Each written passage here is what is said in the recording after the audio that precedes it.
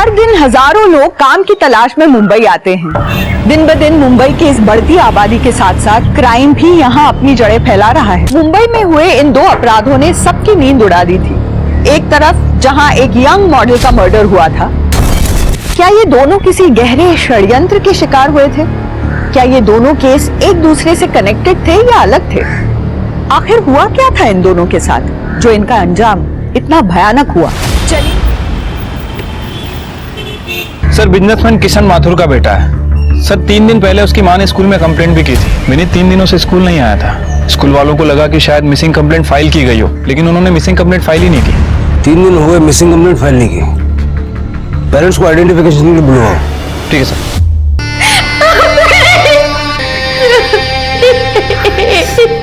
Hello guys, मैं आपको आज अपनी फैमिली से मिलाता हूँ। तो ये है मेरे पापा। चलिए गाइस, अभी मैं आपको अपनी मम्मी से मिलाता हूँ। ये है मेरी मम्मी। मैं अपनी मम्मी पापा से बहुत प्यार करता हूँ और हम विनीत से करते हैं बहुत सारा प्यार। सर, हम आपके पास कंप्लेंट लिखाने आ ही रहे थे कि आपका फोन आ गया। विनीत की डेड बॉडी मिली है। विनीत 3 दिन से यानी 7 सितंबर से मिसिंग था। आपने पहले कंप्लेंट क्यों नहीं लिखवाई? सर, हम स्कूल से सिर्फ आधे किलोमीटर की दूरी पर रहते हैं। विनीत, क्या हुआ? अकेले क्यों जा रहे हो? मैं चल रहा हूँ ना स्कूल छोड़ने। अरे पापा, मैं अब बड़ा हो गया हूँ, मैं अकेले स्कूल जा सकता हूँ। अरे पर पापा, बिलीव मी, पास में ही तो है। विनीत पैदल ही स्कूल जाया करता था। जब 7 सितंबर को वो वापस नहीं लौटा तो हमने उसे बहुत ढूंढा, लेकिन वो कहीं नहीं मिला। करीब 9 बजे के आसपास हमें एक आदमी का फोन आया। 20 लाख? इतने पैसे नहीं है मेरे पास। तेरे पास झूठ मत बोल, सोच ले। बेटा चाहिए या पैसा? मैंने किसी तरह उसे 15 लाख पे मनाया और उसने कहा कि अगले दिन वो पैसा सुंदरनगर बैक रोड पर रखने के लिए, और साथ में ये भी कहा कि विनीत सिर्फ 1 घंटे के अंदर घर पर पहुंच जाएगा। लेकिन विनीत वापस नहीं आया। सर, हमें लगा कि हमें 1 दिन और इंतजार करना चाहिए। मैंने बहुत बार उसका कॉल लगाने की कोशिश करी, लेकिन उसका मोबाइल स्विच ऑफ हो चुका था। अगर आप 7 सितंबर को ही हमारे पास आ जाते तो शायद विनीत की जान बच सकती थी। सर, मैंने कितनी बार किशन को बोला कि पुलिस में जाते हैं, रिपोर्ट लिखवाते हैं, लेकिन ये नहीं माने। इन्होंने कहा इनको पता है कि क्या कर रहे हैं, कर आ जाते तो हमारा बेटा बच जाता। आप मेरे बेटे के कातिलों को छोड़िएगा मत सर, उनको जरूर सजा दीजिएगा। आप सारी डिटेल्स इनको दे दीजिए। शिरके, किशन की सारी डिटेल्स निकालो और स्कूल और पड़ोस में पूछताछ करो। कुछ तो है जो सही नहीं है। विनीत पढ़ने में तो एवरेज था और वैसे काफी हंसमुख और चंचल भी था, और कभी उसकी किसी से लड़ाई भी नहीं थी। विनीत ने क्रिकेट खेलते टाइम एक बार मेरी खिड़की का शीशा तोड़ दिया था, पर सामने से आके सॉरी भी बोला था और खिड़की का शीशा ठीक भी करा दिया था।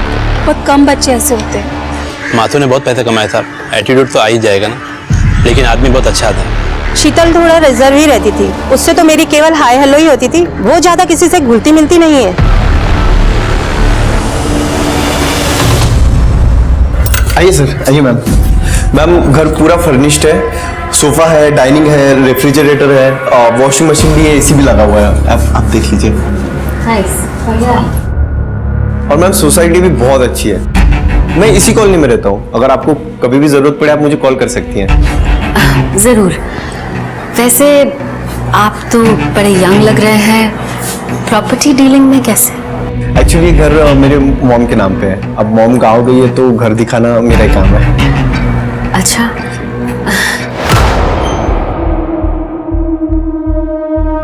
उधर अंदर क्या है? बेडरूम है। दिखाइए। आइए।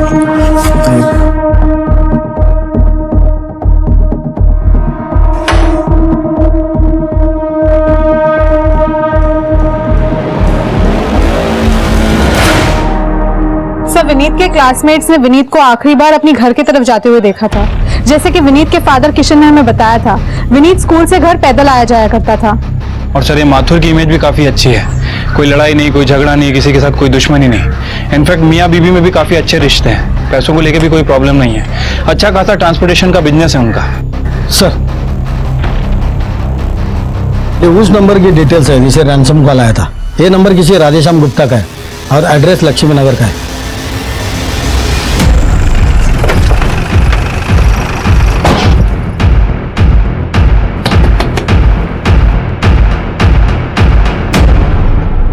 राधेश्याम गुप्ता जी।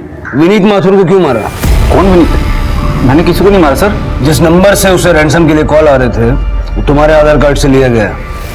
देखो, ये देखो सर, ये मेरा नंबर नहीं है। हाँ, ये फोटोस्टेट मेरे आधार के पर मेरा आधार कार्ड मेरे पास है। ये देखिए सर, आधार कार्ड तो याचच आहे। घर की तलाशी सर, अरे सर, कहाँ कहाँ जा रहे हैं सर? क्या तलाशी लेंगे सर?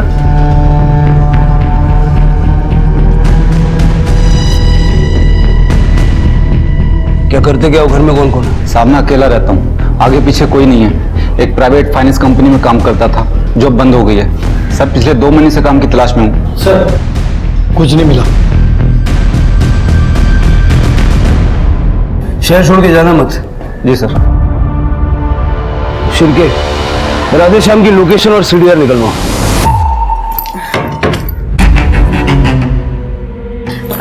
चलो राघव, जाना था है वो घर के लिए कुछ सामान खरीदना था। पास में शर्मा जी की शॉप है, वहाँ पे सब कुछ मिल जाएगा। ठीक है, चलो। चलो।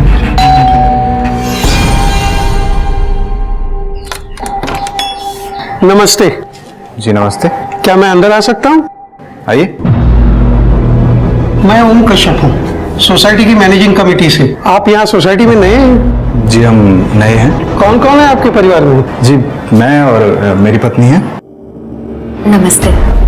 नमस्ते। हमारा होलसेल का बिजनेस है और हमें एक बड़ा घर चाहिए था, तो हमने ये घर किराए पे लिया है। क्या आपने पुलिस वेरिफिकेशन किया है? नहीं क्या अंकल, अच्छे भले लोग हैं, आप परेशान मत होइए। अरे लेकिन सोसाइटी का रूल है ना भाई। पता है अंकल, सोसाइटी का रूल है। ये घर मेरा है, अगर कुछ भी होता तो उसकी जिम्मेदारी मैं लूंगा। आप जिम्मेदारी लेते हैं? जी जी, अब बिल्कुल। तो ठीक है। आप फिक्र मत कीजिए ओम जी, अब तो हम पड़ोसी हो गए हैं, तो अब तो मिलते रहेंगे। आप फिक्र मत कीजिए ओम जी। नमस्ते। चलिए।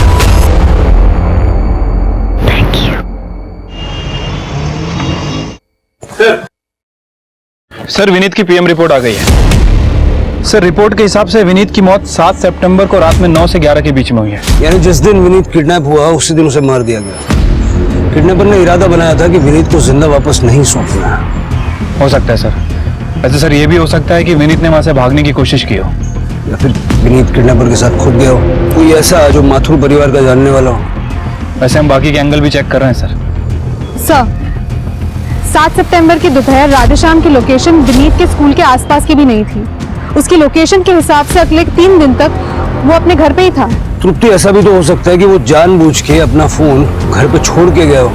ये राधेश्याम का आधार कार्ड किशन माथुर को देखा, हो सकता है वो उसे जानता हो। ठीक है सर। अरे साहब, ये तो नकली नोट है, मैं डिलीवरी नहीं दे पाऊंगा। अरे मैडम, नोट तो नकली है। नकली? ये लो। ये भी नकली है। लगता है मुझे पुलिस को फोन करना पड़ेगा। नहीं नहीं, पुलिस को इन्फॉर्म करने की क्या जरूरत है? नुकसान तो मेरा भी हो रहा है ना। मुझे पता नहीं कौन दे गया ये नोट। हेलो नरेन, मेरे तो सारे नोट नकली हैं। ये इत्तेफाक भी तो हो सकता है। मुझे नहीं लगता कि ये इत्तेफाक है, हमें चूना लगाया गया है।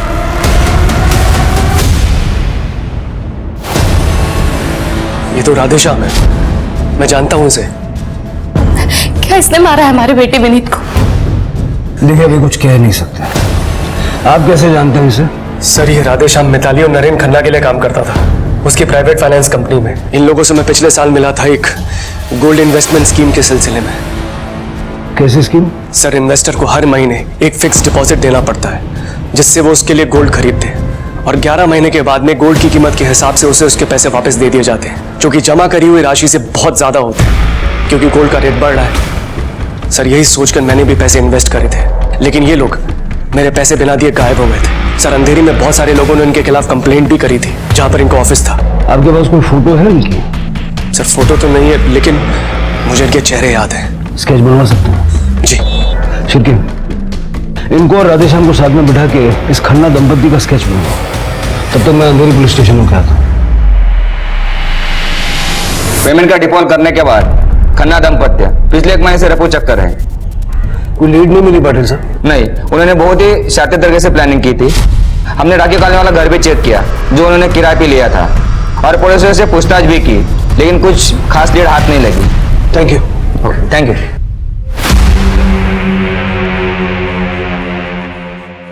ये भी नकली है, सिर्फ 20% नोट असली है। ये सब बेकार है। अरे ऐसे कैसे हो सकता है? कुछ तो कर सकते हैं ना हम इन नोटों का। क्या करेंगे? ये देखो स्केच छपे हम दोनों के, पुलिस खुद हमें ढूंढ रही है। अब तो भांडा फूट गया। इतने सारे लाखों के नकली नोटों का क्या करेंगे हम? नकली नोटों को ठिकाने लगाना पड़ेगा। और रही बात हमारी, तो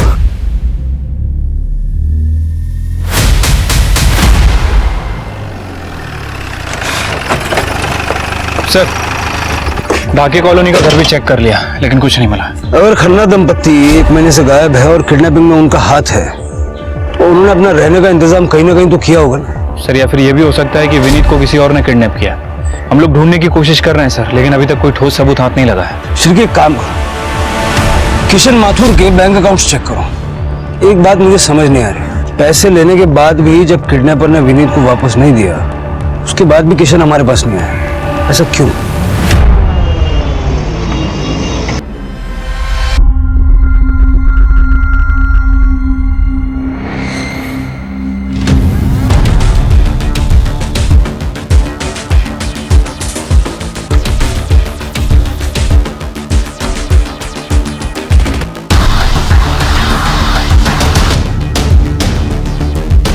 Nita Kohli, your next. Doctor, मैं ना अपना चेहरा देख देख के पक चुकी हूँ। मुझे ना कुछ चेंज चाहिए जो सबको पसंद आए। आप ही कुछ सजेस्ट कीजिए ना। Oh yes, we can do so much. Silicone bone लगा के आपके नोज को लंबा और शार्प कर सकते हैं। सिलिकॉन बैग से चीक्स को हाईलाइट कर सकते हैं। प्लेट लगा के आईज को और बड़ा कर सकते हैं। एनहांस कर सकते हैं थ्रेड से। Nowadays we can do wonders. ओह वाह, ठीक है। लेकिन डॉक्टर, मैं सारी पेमेंट कैश में करूंगी, चलेगा ना? No issues. इसकी कॉस्ट होगी 5 लाख। इतना? 5 लाख?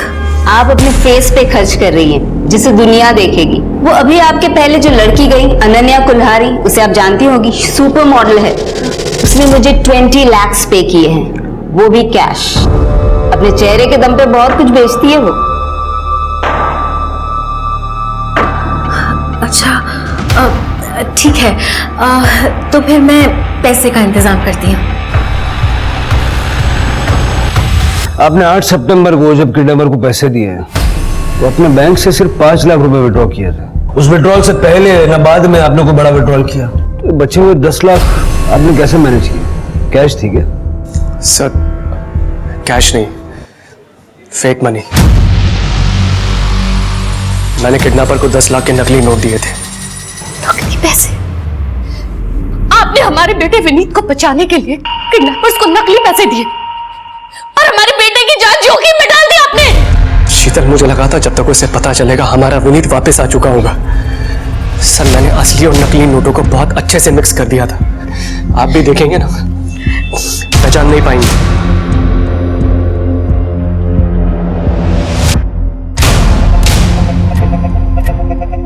इन नकली नोट अपने पास रखना और उनका इस्तेमाल करना कानूनन जुर्म है, आप जानते हैं? जानता हूं सर, लेकिन अगर यही सवाल आप मुझसे कोर्ट में पूछेंगे ना तो मैं मुकर जाऊंगा। अरे क्या मुकर जाएंगे?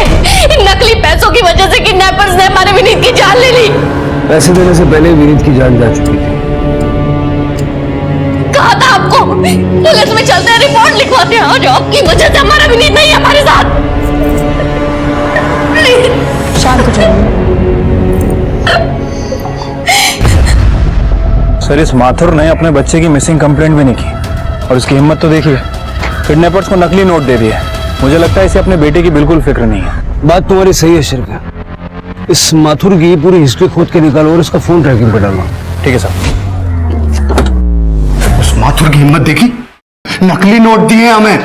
वो चाहता ही नहीं था कि हम उसके बच्चे को छोड़े, वो चाहता था कि हम उसे मार दें। अब कुल मिला के ये 1 लाख रुपए और वो गोल्ड स्कैम के 5 लाख, इतना ही बचा है सिर्फ। अरे नहीं, वो 5 लाख अपन का सेफ्टी नेट है, उसको हाथ भी नहीं लगाने का। मुझे तो लग रहा है कि वो विनीत के मर्डर की पनौती लगी है अपने को। अरे तू काहे को दिमाग का दही कर रहा है? उस बच्चे की किस्मत में मरना ही लिखा था। तू सही बोलती, लेकिन पैसा कहां से आएगा ये सोचना पड़ेगा अपने को। तू चिंता मत कर, मेरे को मालूम है क्या करने का है।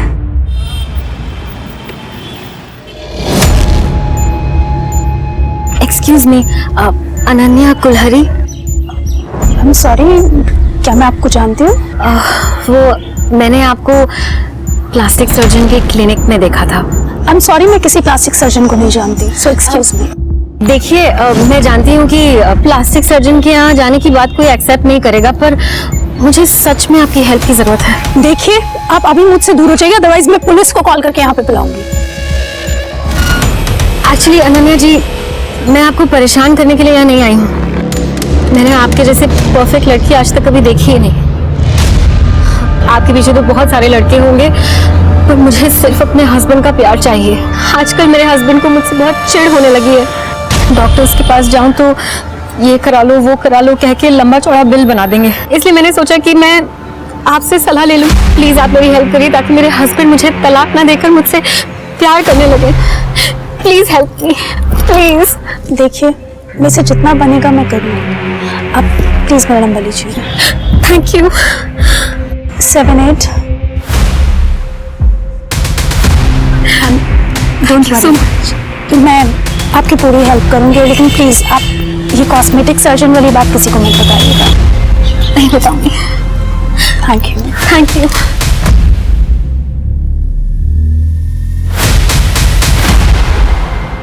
पुलिस की जांच हर दिशा में डेड एंड पर पहुंच रही थी।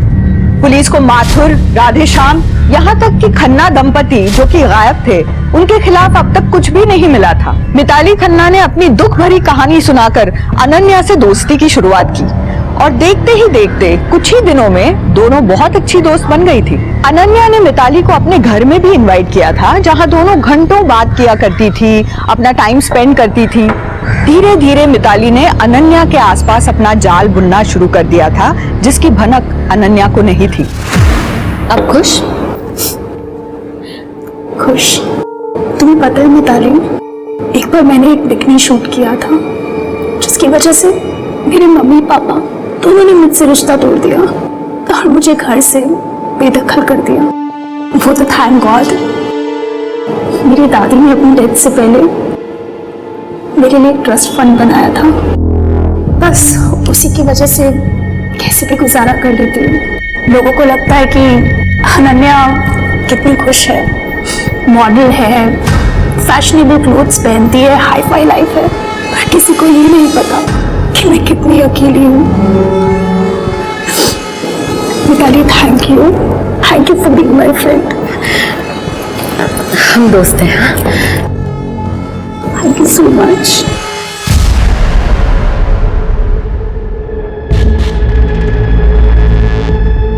Nita aunty, Nita aunty, happy birthday Ananya, तुम्हारे लिए केक लाई हूँ। Thank you so much.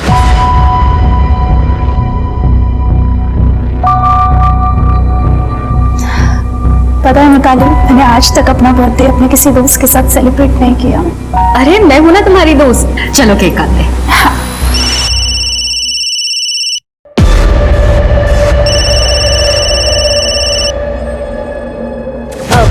मैं 1 मिनट आती हूँ। हाँ?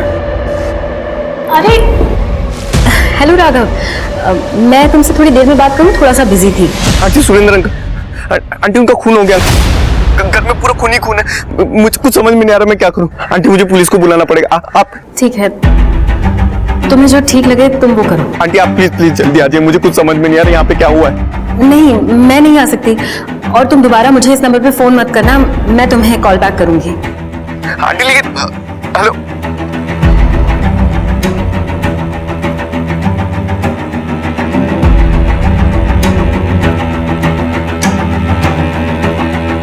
आइए ओके मिताली। हाँ यहाँ हो गया। अरे मैंने कहा था ना तुम्हें पुलिस वेरिफिकेशन कराने के लिए, क्यों नहीं किया? क्या चल रहा है? सर वो कुछ ही समय के लिए रहने वाले थे तो पुलिस वेरिफिकेशन किया नहीं था। ये सर रेंट एग्रीमेंट बनवाई हो। चल के बगा सर। हटो साइड में, हटो, चलिए पीछे। हटिए। घर में कोई भी क्लू नहीं मिला। ऐसा लग रहा है घर से कुछ भी गायब नहीं हुआ है। सुरेंद्र का फोन भी यही है। उसकी बीवी कहाँ है? नहीं पता सर, मीता आंटी कहाँ है? नंबर तो होगा। जी सर, ये सब 2 नंबर है। घर के बाहर सीसीटीवी है? जी सर, केमिस्ट की शॉप पे सीसीटीवी है, उसका फेसिंग घर की तरफ है सर। चल के सीसीटीवी का फुटेज कलेक्ट करो, बॉडी को पोस्टमार्टम के लिए भेजो और इस नीता को ट्रैक करो। सर नीता का फोन स्विच ऑफ है, लेकिन सीसीटीवी फुटेज में कुछ मिला है सर। ये देखिए, नीता 21 सितंबर की शाम को 5 बजे वहां से निकली और उसके बाद घर ही नहीं आई। तो क्या नीता ने जाने से पहले अपने पति का मर्डर कर दिया? सर ये तो पोस्टमार्टम के बाद ही पता चलेगा। और अगर नीता ने अपने पति का कत्ल नहीं किया तो क्या उसे पता था कि कत्ल होने वाला है, इसलिए वो वापस नहीं आई? हो सकता है सर। वैसे सर ये रात के 11 बजे की फुटेज है। इसमें एक आदमी कार से आता है, ये देखिए, पहले उसने फ्रंट डोर खटखटाया, फिर थोड़ी देर बाद पीछे गया, फिर ये वापस आया, फिर काफी देर इंतजार करने के बाद लगभग 3 बजे के आसपास वहां से चला गया। शिरके, इसमें ना ही उस आदमी की शक्ल ठीक से दिख रही है और ना ही गाड़ी का नंबर प्लेट। एक काम करो, इस समय का डंप डेटा निकालो और जल्द से जल्द नीता का पता लगाओ। ठीक है सर।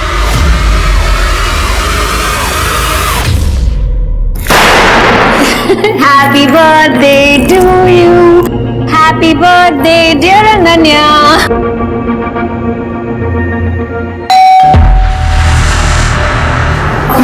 एक मिनट मैं देखती हूँ। मैं हाथ धो के आती हूँ बाद में से।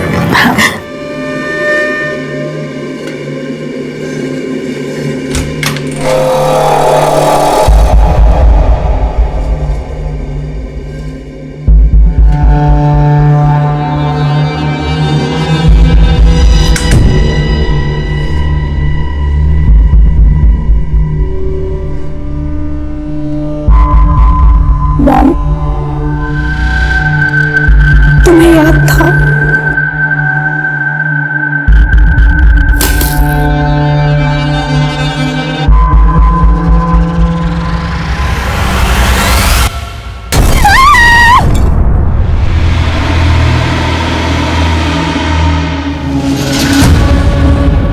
कोहली के घर के बाहर जो आदमी था वो किशन माथुर है। हाँ सर, मैंने माथुर की फोन की लोकेशन चेक की। सर माथुर का फोन उस वक्त तक कोहली के घर के पास एक्टिव था जिस समय हमें सीसीटीवी में कार आते दिखी, और लगभग रात के 3 बजे के आसपास उसका फोन वहां से मूव किया। ठीक उसी समय सीसीटीवी से कार जाते हुए भी दिख रही है। सही कहा आपने सर। कल रात को मैं वहां गया था। मैंने एक प्राइवेट डिटेक्टिव को हायर किया था। आप जिस नरेन नाम के आदमी को ढूंढ रहे वो इस समय सुरेंद्र के नाम से छुप के बैठा है। ये रहा उसका पता। मैंने आपको मैसेज भी कर दिया है। मुझे विनीत की मौत का बदला लेना था उससे। तुम इतना यकीन से कैसे कह सकते हो कि नरेन ने विनीत को मारा? फोन पे सुनी हुई आवाज सब जानी पहचानी लग रही थी, पर उस दिन जब आपने राधे श्याम की फोटो दिखाई तब याद आया कि वो आवाज नरेन की ही थी। तो इसलिए तुम नरेन को मारने के लिए चले गए? सोच के तो यही गया था, लेकिन जब वहां पहुंचा और दरवाजा खटखटाया, उसके बाद 3 बजे तक मैं वहीं पर रहा। यही इंतजार करता रहा कि नरेन और मिताली में से कोई तो वापस आएगा। लेकिन 3 बजे जब दिन निकलने लगा, मुझे लगा कि लोग मुझे वहां देखेंगे और उन्हें शक होगा कि मैं क्या कर रहा हूं उस समय वहां पर, इसलिए वापस आ गया। या फिर तुम घर के पिछले दरवाजे से, जो कि खुला हुआ था, अंदर गए और? नहीं सर, मुझे नहीं पता था कि पीछे कोई दरवाजा है, वरना मैं पक्का घुस गया होता। चलिए, इसकी कहानी जब तक वेरीफाई नहीं हो जाती, इसको कस्टडी में रखो। हेलो, ठीक है सर। मेरीगोल्ड सोसाइटी में ब्लास्ट हुआ है sir. Famous model Ananya Kulhari की मौत हो गई है।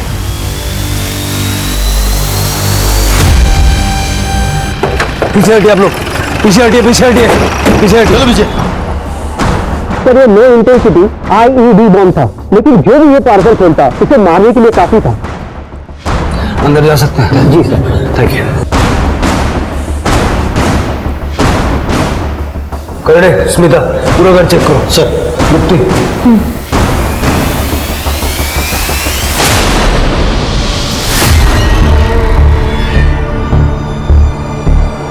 सर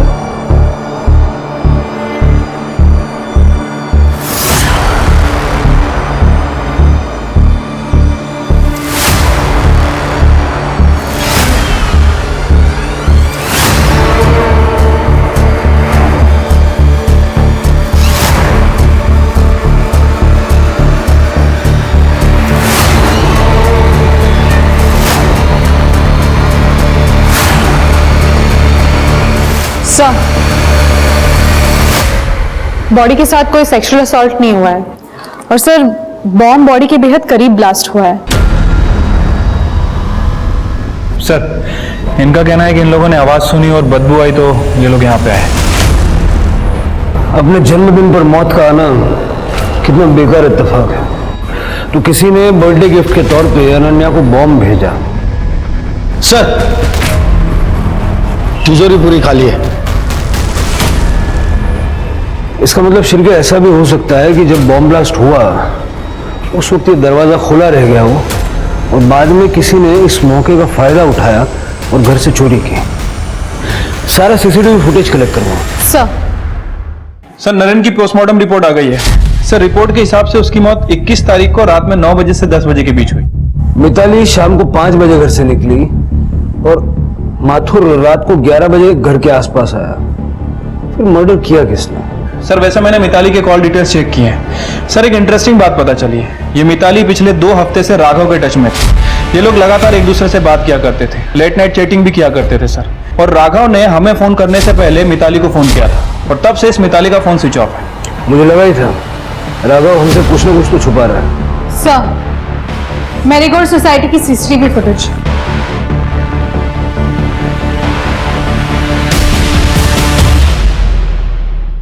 ये मिताली अनन्या के घर पे क्या कर रही है?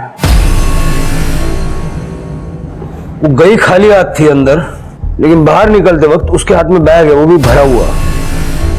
सर इसका मतलब इस मिताली ने अनन्या के घर में चोरी की। तो फिर यह भी हो सकता है कि इस मिताली को अनन्या की मौत के बारे में पता था और इस बात का इसने फायदा उठाया। सवाल यह है शिरके कि मिताली अनन्या को जानती कैसे थी? नरेन की मौत में मिताली का हाथ हो ना हो, अनन्या की मौत में मिताली का हाथ है। से 1 मिनट, ये देखिए 4:15 बजे कुरियर वाले ने अनन्या के घर पे एक पार्सल डिलीवर किया और ठीक 5 मिनट बाद बॉम्ब ब्लास्ट हुआ। इसका मतलब बॉम्ब कुरियर से ही डिलीवर किया गया था और जब बॉम्ब ब्लास्ट हुआ तब मिताली अनन्या के घर के अंदर थी। कुरियर वाले का पता लगाओ। सर क्या रे, देर रात को नीता के साथ चैटिंग करता था, घर का पिछला दरवाजा खुला क्यों रहता था? सुरेंद्र की बॉडी भी तुझे ही मिली, तूने बताया था ना पिछले दरवाजे से अंदर गया था, सामने के दरवाजे से क्यों नहीं गया? तेरे पास तो एक्स्ट्रा चाबी होगी ना? बताता हूँ बता। नीता आंटी पहले दिन से लाइन दे रही थी, तो सर एक दिन और मुझे तुमसे कुछ बात करनी है।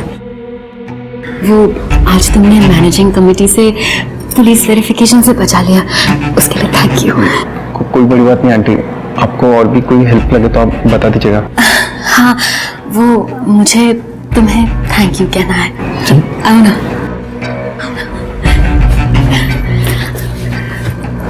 क्या करें? उनकी चिंता मत करो, मुझे तुम्हें थैंक यू करने दो।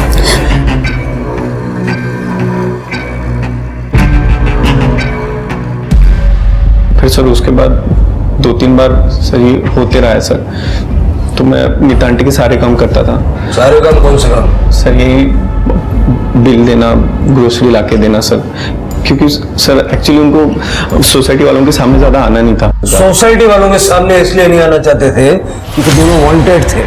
अखबारों में दोनों की फोटो छपी हुई थी। गोल्ड स्कैम करके भागे। अरे बात समझ में? पिछला दरवाजा खुला क्यों रखता था? वो सर ताकि मैं आराम से घर में एंटर कर पाऊँ, ताकि सोसाइटी वालों को पता ना चले और नीता आंटी के साथ क्वालिटी टाइम स्पेंड हो।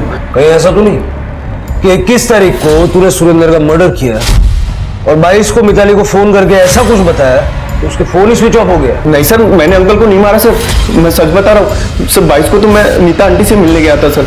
जैसे मैंने सर घर में एंटर किया तो मैंने सर अंकल की लाश देखी और सर तुरंत मैंने आंटी को भी कॉल करके बताया sir. Aunty Surendra uncle, aunty उनका खून हो गया सर। मैंने नहीं मारा है सर। सच क्या है मैं बताता हूँ। सुरेंद्र को तेरे और नीता के अफेयर के बारे में पता चल गया। उसने मिताली को घर से बाहर निकाल दिया और उसी रात जाकर के तूने पिछले दरवाजे से घुस के सुरेंद्र का मर्डर किया। नहीं सर, मैंने ऐसा कुछ नहीं किया। जब तक सारा सच सामने नहीं आता तू यही रहेगा, समझा? राघव ने जब मिताली को सुरेंद्र के मर्डर के बारे में बताया तो मिताली भागकर हमारे पास क्यों नहीं आई? कि मिताली का सुरेंद्र के मर्डर में हाथ तो नहीं, या फिर राघव और मिताली ने मिलके सुरेंद्र को मारा और अब ये राघव झूठ बोल रहा है? सर, कुरियर कंपनी का पता चल गया। अनन्या का जो पार्सल आया था पीसीडी कुरियर से आया था, उसका ऑफिस जमजी रोड में। सर मिल गया। ये पार्सल 22 सितंबर को अनन्या कुल्हारी को डिलीवर हुआ था। और मैं पता है, ये बताओ कि किसने डिलीवर किया था? सर मीरा कुल्हारी, उनकी मां ने। उसकी मां ने? जी सर। वो 21 सितंबर को यहाँ पे आई थी। वो शहर से बाहर जा रही थी और उन्होंने ये कहा कि शाम 4 बजे तक ये पार्सल डिलीवर कर देना। ये अनन्या की मां और दिखती कैसी थी? सर ये तो इतना क्लियरली याद नहीं है मुझे। यही तो नहीं थी? हाँ सर, ये तो थी वो। तो मिताली ने अनन्या को उसकी माँ के नाम से बॉम्ब पार्सल किया था। अनन्या की माँ के लिए काम कर रही थी वो। सर इस बारे में मैंने अनन्या की माँ से देहरादून में बात की थी। सर उनका कहना है कि उन्हें इस बॉम्ब के बारे में कुछ पता नहीं है। इनफैक्ट उनका अनन्या से भी कोई लेना देना नहीं। एक बार इस अनन्या ने कोई बिकनी शूट कर लिया था, उसके बाद परिवार वालों ने उससे रिश्ता तोड़ दिया। मिताली जैसी कौन आर्टिस्ट का अनन्या जैसी फेमस मॉडल के साथ में कनेक्शन क्या है? ठीक है सर, कनेक्शन मिल गया। दोनों एक ही प्लास्टिक सर्जन के पास जाया करती थी, डॉक्टर काजल शाह। सर मैंने अनन्या का नाम नीता कोहली के आगे मेंशन किया था, लेकिन वो इसलिए ताकि वो श्योर हो जाए कि वो मुझे कैश में पेमेंट कर सकती है। लेकिन मैंने अनन्या का नंबर डेफिनेटली उनके साथ शेयर नहीं किया। देखिए आजकल के सोशल मीडिया के जमाने में किसी का नंबर हासिल करना इतनी कोई बड़ी बात नहीं है। और अनन्या तो सुपर मॉडल थी। आप हमें इस मिताली नीता के बारे में कुछ और बता सकती हैं? क्योंकि जो नंबर और एड्रेस आपने दिया है वो तो ऑलरेडी है हमारे पास। सर वो अपने हस्बैंड के लिए कोई मेल सर्जन ढूंढ रही थी। डॉक्टर, मेरे हस्बैंड को भी प्लास्टिक सर्जरी करानी है। आप कोई मेल डॉक्टर सजेस्ट करेंगी क्या? या डॉक्टर बहराम दस्तूर है, जुहू में क्लिनिक है उनका। आप वहां अपने हस्बैंड को ले जाइए, मैं उनको कॉल कर दूंगी। ओके? मुझे यकीन है ये कोहली कपल अपने चेहरे के फीचर्स बदल के देश से भागने की फिराक में था। क्योंकि जब मिताली डॉक्टर काजल शाह से मिली उसके 2 दिन में इनकी फोटो न्यूज़पेपर में छप गई थी। तो देश से बाहर जाने के लिए इनको फेक पासपोर्ट की जरूरत होगी। सर, आपका शक सही निकला। एक नंबर मिला है सर। वो नंबर 2 नंबर एक ट्रैवल एजेंट अभित लाकड़ा वाला का है। ये लाकड़ा वाला वही है ना जो फेक पासपोर्ट बनाने के जुर्म में पहले भी गिरफ्तार हुआ है? हाँ सर, अभी वो अपने पुराने घर से सब ऑपरेट कर रहे हैं। मैंने सारे इनलीगल धंधे करना छोड़ दिए सर। एंड मैं किसी खन्ना या कोहली दंपति को नहीं जानता। श्री इसका लैपटॉप देख जरा। नहीं सर, प्लीज पीछे हट, प्लीज पीछे हट। ऐसा मत कीजिए सर। हाँ कोहली आए थे यहाँ। अभी ना ज्यादा सवाल पूछने के लिए मत लगा, बता। देश छोड़कर भागना चाहते थे। बोले कि पुलिस ने न्यूज़पेपर में उनकी फोटो छपवा दी है। ऐसे में तो पहले आपको अपना चेहरा बदलना होगा। पर कैसे? अरे किसी अच्छे प्लास्टिक सर्जन के पास जाए और 2-4 दिन यूं नया चेहरा, नया नाम, नई आइडेंटिटी, और उसके बाद नया पासपोर्ट, नया देश और नई लाइफ। क्या बोलते हो? उसके बाद फिर कभी कांटेक्ट नहीं किया सर उन्होंने। अभी सुन, तेरा जो 2 अंशों का जोड़ा है ना, आदमी मर गया, औरत जिंदा है, उसकी बीवी, ठीक है? और बीवी ने मर्डर किया है। अब वो जब तुझसे कांटेक्ट करे तो उस वक्त तू हमें बताएगा, समझा? तेरा फोन हम टैप कर रहे हैं, उसको पकड़वाने में हमारी मदद करेगा। नहीं तो तेरा एक अलग जगह का परमानेंट वीजा लगवा दूंगा। अरे बात समझ?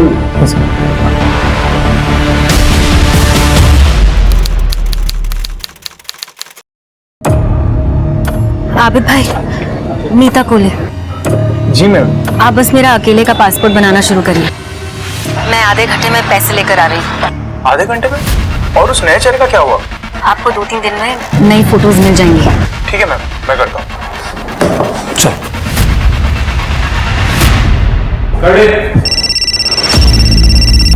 सर नीता ने जस्ट अभी कॉल किया था, वो कल ऑपरेशन करना चाहती है। मैंने कंफर्म कर दिया है। गुड, मैं आपको कॉल करता हूँ।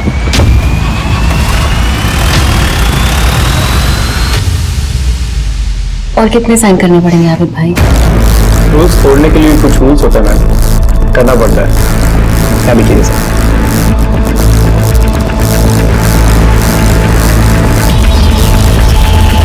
$50,000 एडवांस सही रहेगा? ठीक है। ठीक है, तो फिर मैं चलती हूँ, मुझे लेट हो रहा है। अरे रुकिए ना मैम, चाय नाश्ता तो करके रहिए। नहीं, मैं चलती हूँ।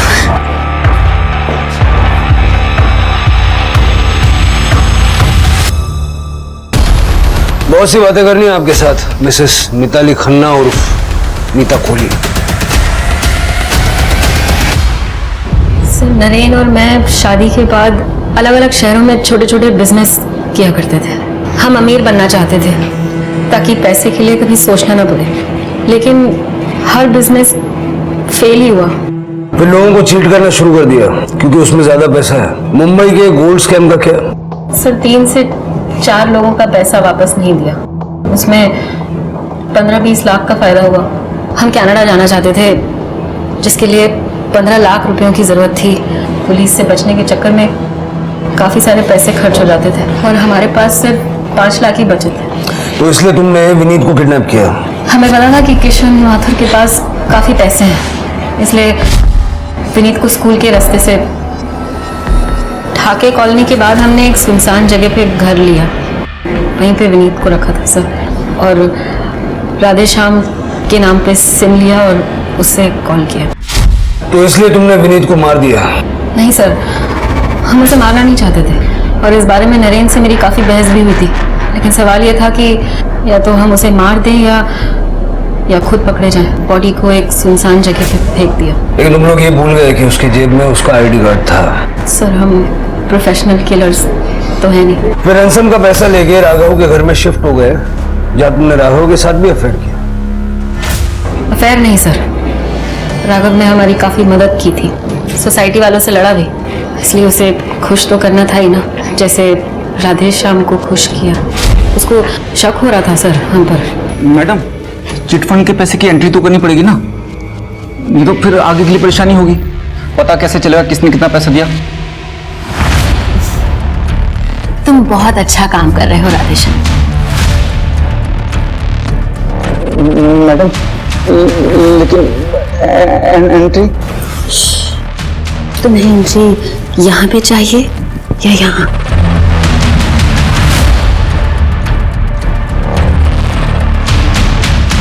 तो आओ फिर। सर, हम किसी भी हालत में कनाडा जाना ही चाहते थे, लेकिन माथुर के नकली नोटों की वजह से सारा प्लान चौपट हो गया और बाद में तुमने अनन्या से दोस्ती की। सर, अनन्या बहुत अकेली थी।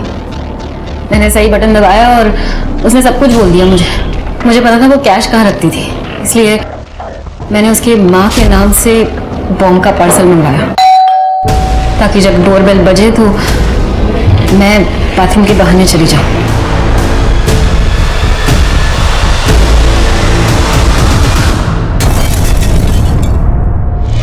बॉम्ब कहाँ से मिला? कांजूर मार्ग में एक आदमी था, उसने मना कर दिया। कितने पैसे लिए अनन्या के घर से? 20 लाख रुपए लिए सर, और कुछ ज्वेलरी। नरेन को मार के कनाडा अकेले जाने का प्लान था? नहीं सर, मुझे तो सच में पता ही नहीं चला नरेन को किसने मारा। राघव का फोन आया तो मुझे लगा अगर मैं वहां वापस गई तो पकड़ी जाऊंगी सर, इसलिए। घर में पैसा था कितने? 5 लाख और 20-25 हजार रुपए होंगे सर। हमें तो कोई कैश नहीं मिली। पुलिस ने मिताली खन्ना को अरेस्ट किया और उस पर धोखाधड़ी और अनन्या और विनीत के मर्डर का चार्ज लगाया। पुलिस ने कांजूर मार्ग से बम बनाने वाले को भी गिरफ्तार किया, लेकिन एक मिस्ट्री थी जो अभी तक सॉल्व नहीं हुई थी, और वो ये थी कि नरेन का कातिल राघव और माथुर अभी भी पुलिस के शक के घेरे में थे। लेकिन अगर ये दोनों कातिल नहीं थे तो फिर कातिल कौन था? पुलिस ने खबरियों को एक्टिवेट किया और कुछ ही दिनों में पुलिस को एक आदमी के बारे में खबर मिली जो बार में शराब और जुए में काफी पैसे उड़ा रहा था।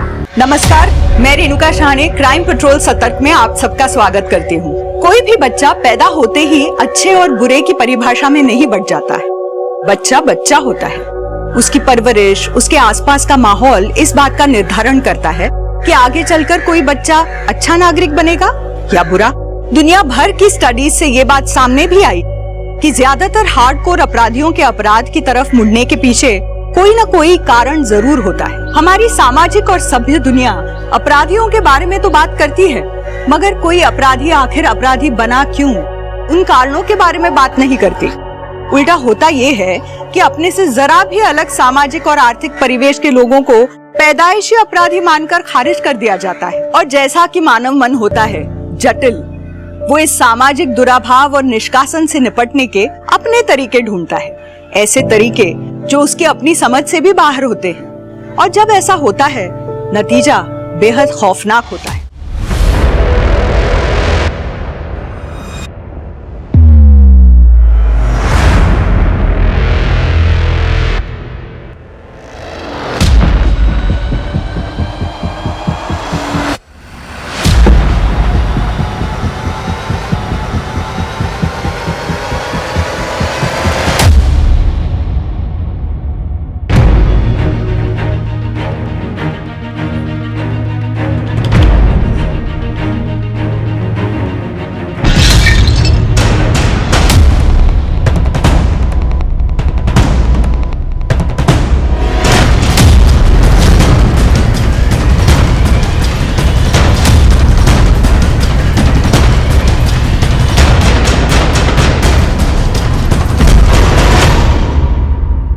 मैं सुबह से इस केक के लिए इंतजार कर रहा था और स्पेशल बनवा के लाया हूं तेरे लिए, और इसके बाद पार्टी भी लेंगे तेरे से।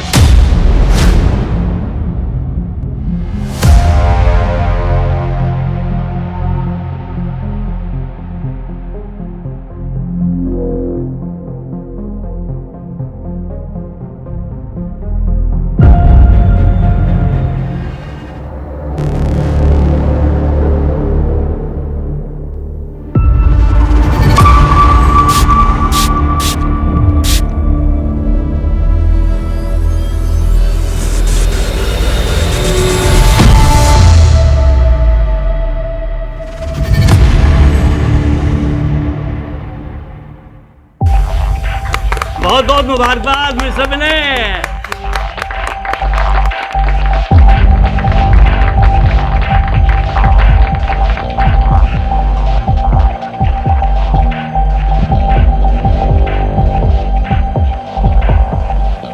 Happy birthday Vinay. Thank you Govind, ये ले यार केक। No thanks. अरे ले लेना, थोड़ा सा जन्मदिन है मेरा यार। अरे भाई किसके चक्कर में पड़ गया, मिस्टर टच मी नोट के। ये तो केक को हाथ लगा देगा ना, बारिश हो जाएगी, सैलाब आ जाएगा। ले लेना यार थोड़ा सा। नो अरे कम ऑन, थोड़ा सा ले ले यार। इसीलिए तेरा कोई दोस्त नहीं है, सन की है तू, सन की। मैंने तुझे बोला था ना, साइको है या एक नंबर का। चल छोड़ मेरे से।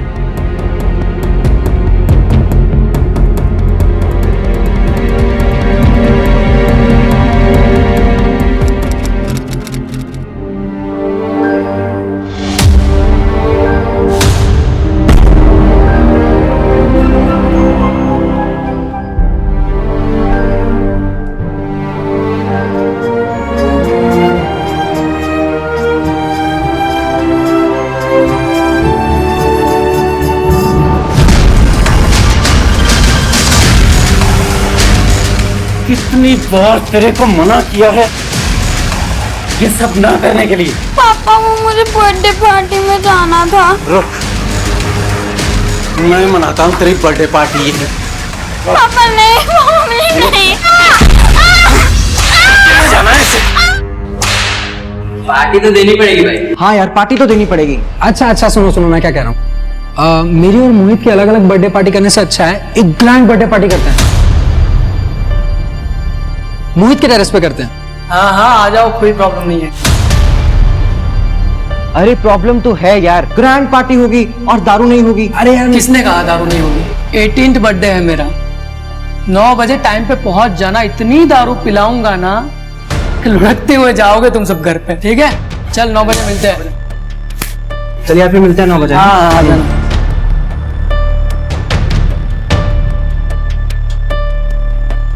मोहित, happy birthday. Thank you Siya. तुम अभी खोल कर नहीं देखोगे? हाँ देखता हूँ, घर जाके देख लूंगा ना, अभी थोड़ा बिजी हूँ मैं, चला रहा हूँ, बाय। बाय। सुन एक बात बता, सबको बोल तो दिया तूने, दारू कहाँ से लेके आएगा? अरे है ना वो मेरा पड़ोसी जिसको दोस्ती करने का बड़ा शौक है, चल तू भी मेरे साथ चल। तेरे 18 बर्थडे का गिफ्ट है मेरे पास, आज मनाते हैं बर्थडे रॉयल वाला।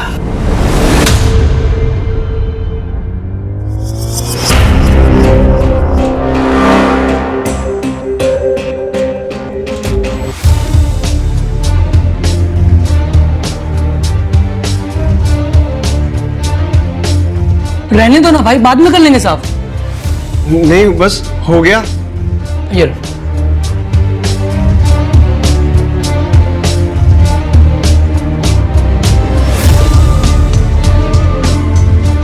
मोहित मैं पहले ही कोटे से ज्यादा हो गया यार। आज मेरा बर्थडे है, आज भी कोटा फॉलो करोगे क्या?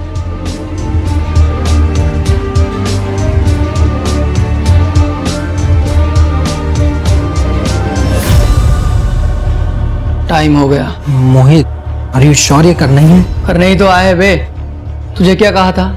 तेरे 18 बर्थडे का गिफ्ट है मेरे पास। हाँ यही तो है, और इस साइको को कौन ढूंढेगा?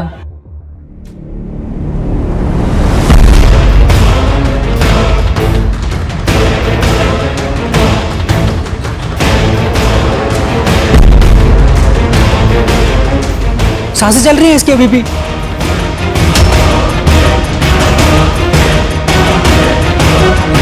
Happy birthday to you. Happy birthday to you. Happy birthday dear Aman.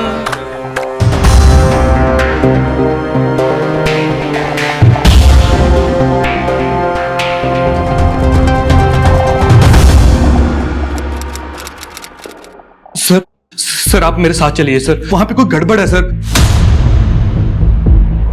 Please sir आप चलिए मेरे साथ। ठीक है, आप कंप्लेंट लिखवाइए, हम चेक करेंगे। नहीं सर इतना टाइम नहीं है सर। सर उन्होंने दरवाजा भी नहीं खोला सर। प्लीज आप चलिए मेरे साथ। करण जाओ इनके साथ, देखो क्या बात है।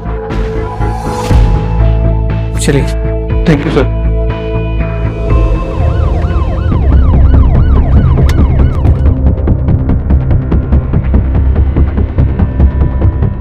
दरवाजा खुलवाओ।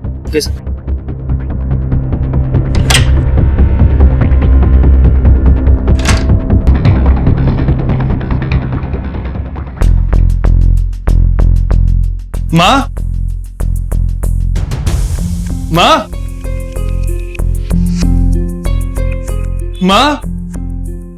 सर माँ घर पे नहीं है सर। वो यहाँ अकेली रहती? जी सर। तुम कहाँ रहते हो? सर मैं जॉब के लिए जलंधर रहता हूँ अपनी बीवी के साथ, लेकिन सर हमने यहाँ पे माँ का ख्याल रखने के लिए केयर टेकर रखा हुआ है, बिट्टू है नाम उसका सर। तो ये बिट्टू कहाँ है? पता नहीं सर, कल से उसका भी फोन नहीं मिल रहा, इसलिए तो मैं भागा आया जलंधर से यहाँ पे। कहीं ऐसा तो नहीं कि तुम्हारी माँ किसी रिश्तेदार के घर गई हो? नहीं सर, माँ बिना बताए कहीं नहीं जाती। ठीक है, अपनी माँ का मोबाइल नंबर दो। सर माँ मोबाइल नहीं रखती थी, लैंडलाइन है सर घर पे। वो कहती थी कि मोबाइल पे उनको विश्वास नहीं है। ठीक है, उस कैटेगर बिट्टू का नंबर दे दो और तुम्हारी माँ का दिन का रूटीन बताओ, उन्हें ढूंढने में आसानी होगी।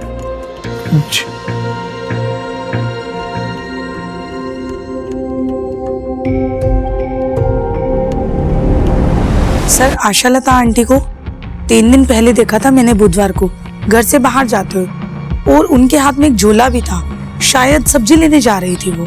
आशालता जी का बेटा चिराग उनसे अलग रहता था, उनके आपसी संबंध कैसे थे? सर सास बहू की पटती नहीं थी, और चिराग अपनी बीवी अदिति को समझाने के बजाय उससे अलग हो गया, आशालता जी को अकेला छोड़कर। हाँ सर, आशालता जी आई थी बुधवार को, सब्जी लेके चली गई। तो उस कैटेगर बिट्टू का फोन अभी भी स्विच ऑफ है, पर मार्केट से घर आने वाले रास्ते पे उस दिन किसी ने भी आशालता को देखा नहीं था। करण अच्छे खासे पैसे वाली औरत है ये, ऐसे कहाँ गायब हो जाएगी? इस आशा लता के बारे में सारी details निकलवाओ। Sir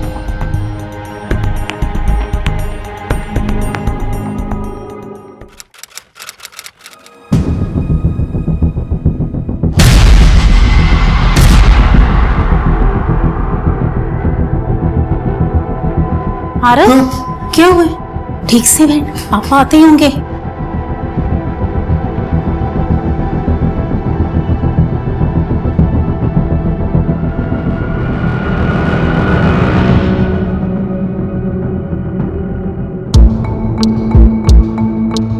How's your studies? That is you. Answer properly, Araf. Fine, sir. My studies are fine. Good.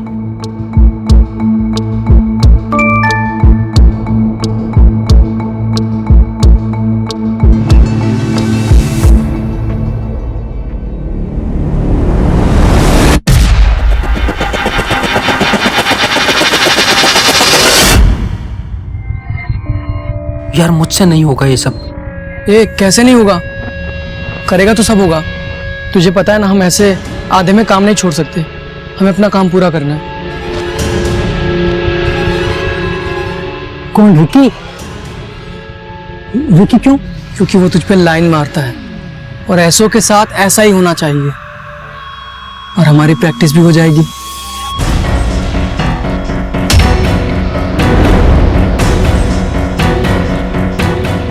क्या तू हमारी बातें सुन रही थी? नहीं मोहित, मैं तो बस तुमसे मिलने आई थी। किस लिए मिलने आई थी? पीछे ही पड़ गई है यार। चल आ रहा हूं। जी सिंह साहब, पुलिस हर जगह तो नहीं रह सकती ना क्राइम से पहले। जी सिंह साहब, मैं आपसे थोड़ी देर में बात करता हूं। जी जी, थैंक यू। हाँ कर। आशा लता का कैरेक्टर बिट्टू 6 महीने पहले जेल में था, वो भी आशा लता के ही कंप्लेंट पे। आशा लता ने कंप्लेंट की थी कि उसने घर में चोरी की है। करण, ये बात कुछ अजीब नहीं है। आशा लता ने जिस केयरटेकर बिट्टू के खिलाफ कंप्लेंट लिखवाई थी, वो बिट्टू वापस आशा लता के घर में काम कर रहा था। जी सर, पर सर ये आशा लता की बहू अदिति की फाइल है। शायद पड़ोसी इसी के बारे में बात कर रहे थे। सर, इंश्योरेंस पॉलिसी तो कराइए, कोई क्राइम थोड़ी ना कर दिया। हमने कब कहा ये क्राइम है? हमें आपकी सास आशा लता के पड़ोसियों से पता लगा कि आपका और आपकी सास का इस पॉलिसी को लेकर झगड़ा हुआ था। कुछ बताएंगे आप?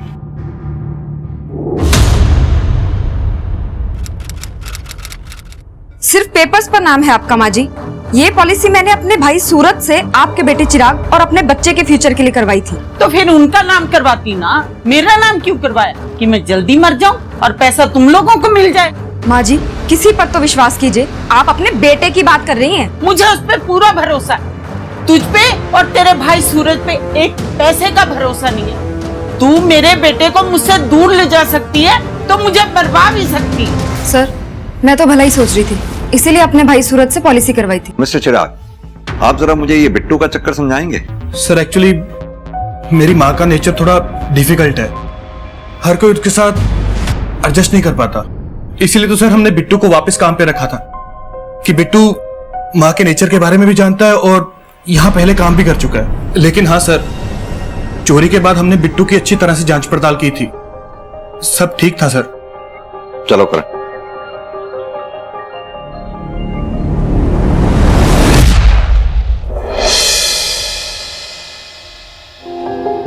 ये ले पी। अरे नहीं, इट्स ओके। अरे यार, वैसे तो तू बड़ा स्ट्रॉन्ग बनता है, दारू पीने में शर्मा रहा है। पीना। चलो ठीक है।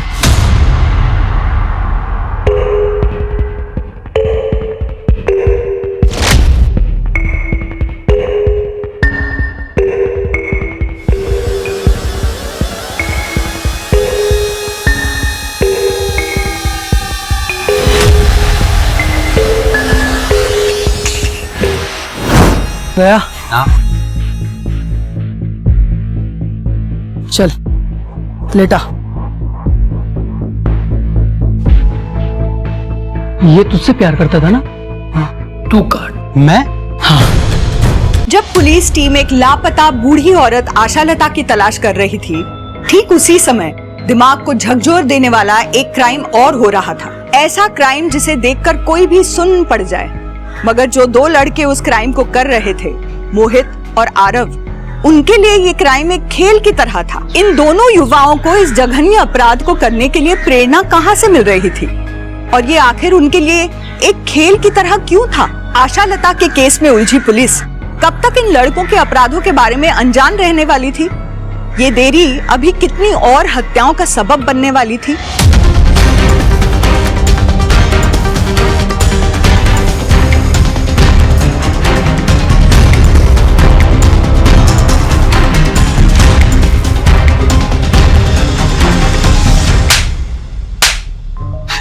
क्या किया आशा लता जी के साथ? कहाँ है वो? साहब मैंने कुछ नहीं किया साहब। कुछ नहीं किया? कुछ नहीं किया तो छुपा हुआ क्यों था और हमें देख के भागा क्यों? साहब मैडम ने ना जेल भिजवाया था मुझे और मैं उन्हीं के साथ रहता था, काम करता था। तो मुझे पता था कि उनके गायब होने के बाद आप मुझे ही सबसे पहले पकड़ोगे, जेल में बंद करोगे, इसलिए डर के छुप गया था सर मैं। तो क्यों गया था उनके पास काम करने? तो सब क्या करता, भूखा मरता गया। ना जेब में पैसे थे ना नौकरी थी, इसलिए मैं उनके पास वापस चला गया जब उन्होंने मुझे बुलाया। और वापस आकर मैडम को गायब कर दिया, बदला लिया उनसे? मैंने कुछ नहीं किया सर, सच बोल रहा हूँ, कसम से सर। करण थाने लेकर चलो उसे, वही बात करेंगे इससे। करण समझ में नहीं आ रहा कौन सच बोल रहा है कौन झूठ। मेरी गट फीलिंग कहती है इस आशा लता के साथ जो कुछ भी हुआ है वो घर और सब्जी मार्केट के रास्ते में हुआ है। करण एक काम करो, स्निफर डॉग को बुलाओ, अच्छे से चेक करते हैं, शायद कुछ हाथ लगे।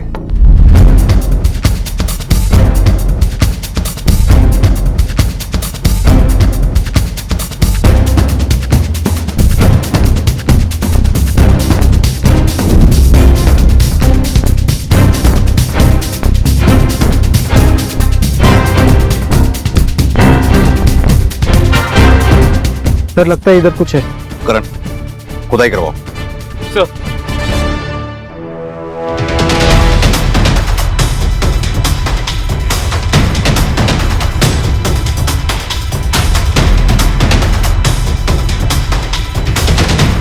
एक मिनट, हाथ से निकालो। सर इधर आइए।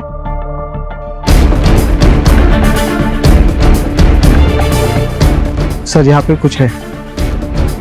इधर आओ।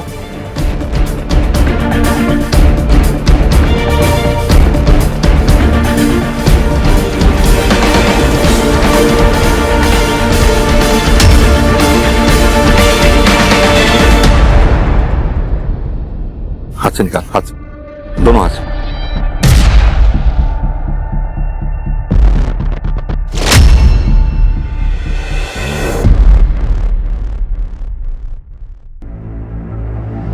और एक बॉडी।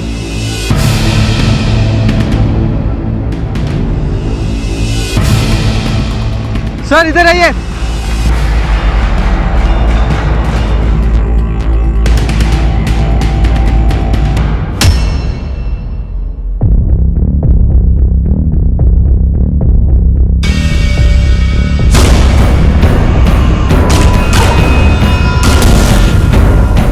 और तीनों बॉडीज को पोस्टमार्टम के लिए भेजो।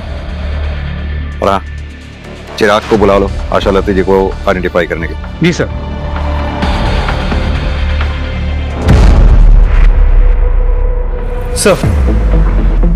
सर तीनों बॉडीज की पोस्टमार्टम रिपोर्ट, ये आशा लता की पोस्टमार्टम रिपोर्ट। करण ये आशा लता की डेड बॉडी जहां हमें मिली थी वहां काफी खून पड़ा हुआ था, जैसे आशा लता की हत्या वहीं की गई हो। Murder weapon? सर हो सकता है किसी पत्थर से मारा हो, अब तक कुछ मिला नहीं है सर, हम ढूंढ रहे हैं। जैसे किसी ट्रेन आदमी ने किए हो, इतने परफेक्ट। और सर इस आदमी की उम्र 35 से 40 के बीच की है। उसे देखकर लगता है कि किसी नौसिखिए का काम है। तो क्या इन दोनों का हत्यारा और आशा लता का हत्यारा अलग अलग है? सर ये भी तो हो सकता है कि किलर ने जानबूझ के आशा लता को अलग तरीके से मारा है ताकि वो हमें गुमराह कर सके। अगर ऐसा है तो ये क्रिमिनल बहुत शातिर है। आरव, आज उस साइको गोविंद के घर के बाहर मैंने लोग देखे, उसके बारे में बातें कर रहे थे। तुझे पता है इतनी सी भनक पड़ी ना पुलिस को, हम दोनों जेल में होंगे। 3 महीने हो गए, किसी को कुछ पता नहीं चला, और अब अपने आप पता चल जाएगा। गोविंद के साथ हमें कभी किसी ने देखा है? नहीं ना? ठीक है, हमें गोविंद के साथ किसी ने नहीं देखा, लेकिन रिकी, उसके घर वाले नहीं ढूंढ रहे होंगे उसे। हाँ तो ढूंढने देना। सबको पता है जब से वो तुझे लाइक करता था हमारा और उसका कोई लेना देना नहीं था। आरव, अरे हटना यार। ए रुकना, क्यों टेंशन ले रहा है तू? मैंने अपने टारगेट इतने सोच समझ कर चुने हैं कि कोई हमें उनसे कनेक्ट नहीं कर पाएगा। और तू भूल मत, मुझसे ज्यादा स्मार्ट यहाँ कोई नहीं। नेक्स्ट टारगेट बताओ, किसे बनाना है?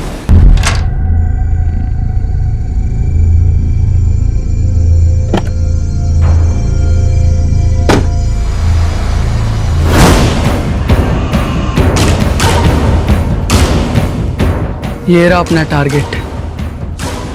रूटीन तो पता ही है इसका, जैसे ही मौका मिलेगा खत्म कर देंगे इसको।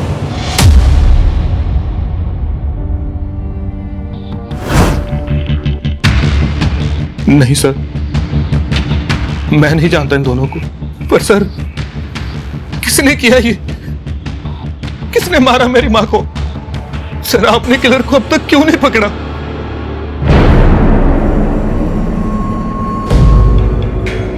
कातिल को ही ढूंढने की कोशिश कर रहे हैं हम चिराग, लेकिन इसमें हमें तुम्हारी मदद चाहिए। क्या तुम जानते हो किसी के बारे में, कोई ऐसा कि तुम्हारी माँ आशा लता का कत्ल कर सकता हो? नहीं।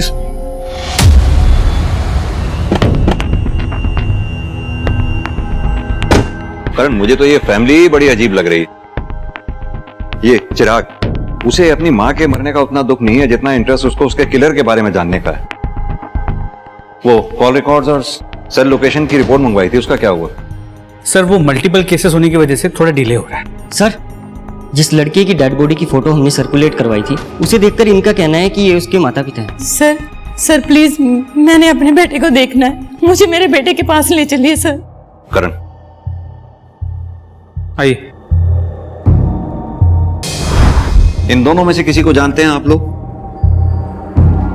इन दोनों की डेड बॉडीज हमें रिकी की डेड बॉडी के साथ में मिली है। सर, इन दोनों की डेड बॉडीज रिकी के साथ मिली आपको? नहीं सर, हम नहीं जानते।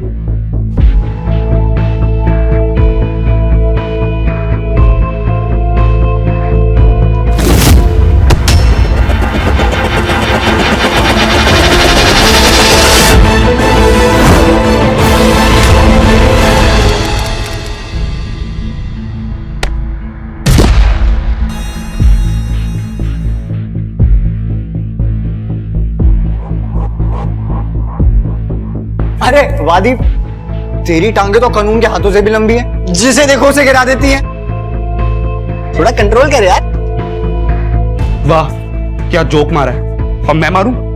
जोक नहीं, तुझे मारूं। अरे अरे की आदि, क्यों लड़ रहे हो तुम दोनों? चलो अपनी क्लास में चलो चलो। सर, दीप तो स्कूल में सबको परेशान करता था और रिकी के तो पीछे ही पड़ गया था। आप कॉलेज में किसी से भी पूछ लो, उसके बारे में सब यही कहेंगे। रिकी के पीछे मैं क्यों पड़ूंगा सर? वो तो खुद लड़कों के पीछे पड़ता था। मतलब लड़कों को पसंद करता था, लेकिन अब सर रिकी के बारे में आरव से पूछिए, वो मोहित का बेस्ट फ्रेंड है। रिकी आरव को भी लाइक करता था। सर, ऐसा कुछ भी नहीं था। वो दीप खुद फंस गया है तो अब मुझे भी फंसा रहा है।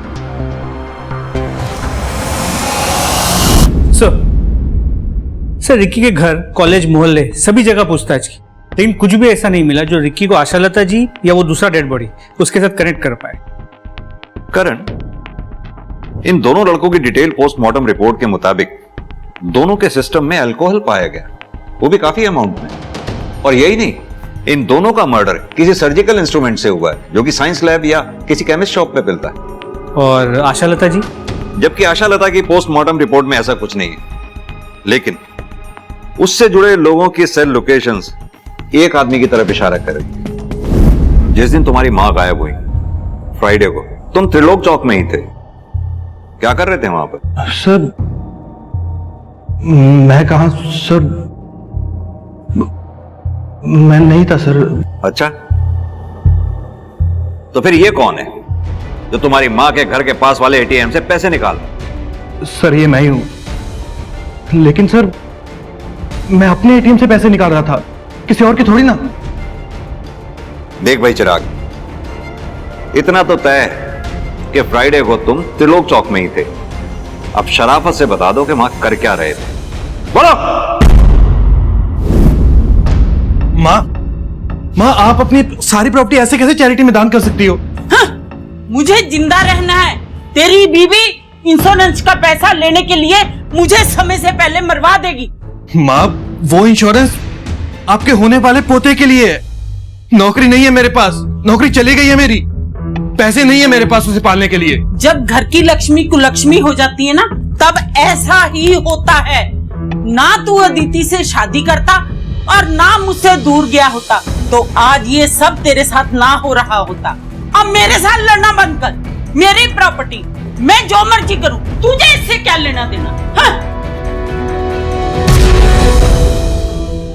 इतनी सी बात हुई और माँ मार्केट चली गई और मैं भी वहां से निकल गया। लेकिन सर मैं सच कह रहा हूं सर, मैं अपनी माँ को मारने के बारे में सोच भी नहीं सकता सर। इस चिराग पर बिल्कुल भी भरोसा नहीं किया जा सकता। जो एक बार झूठ बोल सकता है वो बार बार भी झूठ बोल सकता है। और अब तो एक चीज धीरे धीरे क्लियर भी होती जा रही है कि आशा लता के मर्डर की मॉडस ऑपरेंडी उन दोनों के मर्डर के मॉडस ऑपरेंडी से डिफरेंट है। और अब तो डिटेल पोस्टमार्टम रिपोर्ट में भी ये क्लियर हो गया है कि आशा लता के विसरा में अल्कोहल नहीं था, जैसा कि उन दोनों लोगों के पेट में था। अपने एफर्ट्स बढ़ाओ करण। इस अनजान आदमी के बारे में पता लगाना बहुत जरूरी होगा। कोई ना कोई तो होगा इसे जानने पहचानने वाला। पुलिस का मानना था कि आशा लता का बेटा चिराग आशा लता का हत्यारा हो सकता है, मगर पुलिस के पास इस बात को साबित करने के लिए कोई सबूत नहीं थे। रिकी की पहचान तो पुलिस ने कर ली थी, मगर गोविंद अभी भी पुलिस के लिए एक बेनाम लाश ही था, एक मिसिंग लिंक। हालांकि मोहित और आरव हार्डकोर क्रिमिनल्स नहीं थे, मगर कॉलेज स्टूडेंट होते हुए भी उन्होंने अपने शिकार शातिराना ढंग से चुने थे। उनके विक्टिम्स की उम्र, उनके सोशल बैकग्राउंड इतने अलग थे कि पुलिस इन मामलों को सुलझाना तो दूर, इनके बीच के आपसी कनेक्शन तक को नहीं पकड़ पा रही थी। मोहित और आरव द्वारा शुरू की गई हत्याओं का सिलसिला अभी रुका नहीं था, बल्कि एक नए पड़ाव की तरफ बढ़ चुका था। आखिर इन हत्याओं को करके ये दोनों लड़के अपने किस अल्टीमेट मकसद को अंजाम देना चाहते थे?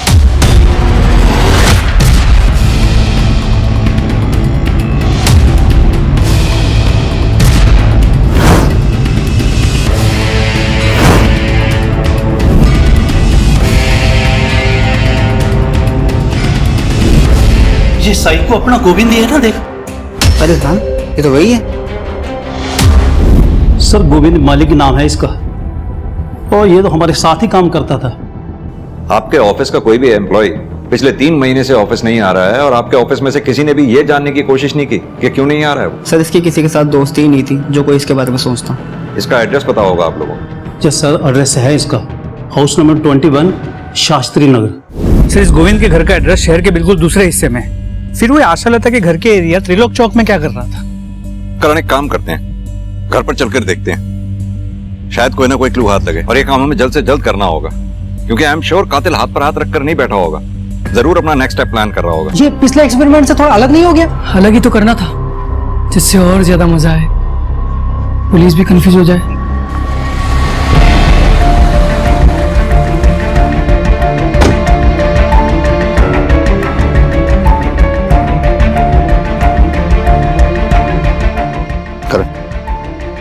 दरवाजा खुलवाने का बंदोबस्त करवाओ। सर